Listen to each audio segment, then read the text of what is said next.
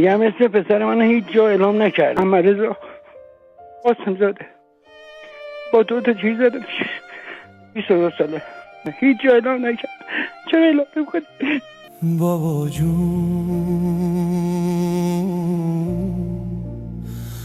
آی بابا جون، بابا جون،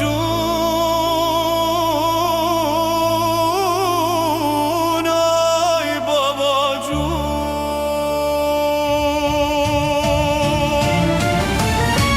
قربون عشقات برم من دیگه جاودانم،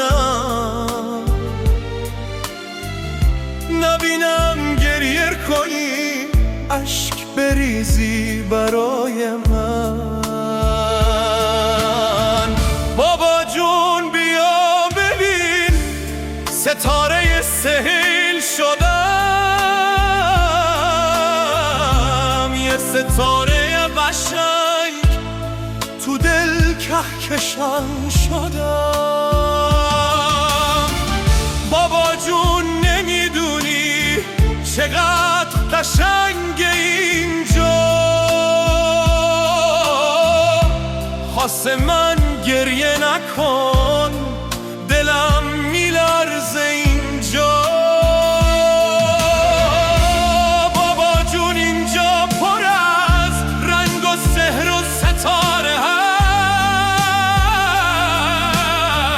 ستاره گم نمیشن فقط برات میتابن. محمد رضام هنوز جوون و زیبا، من زندم فقط دور از تو بابا میبوسم من دست گرم تو رو.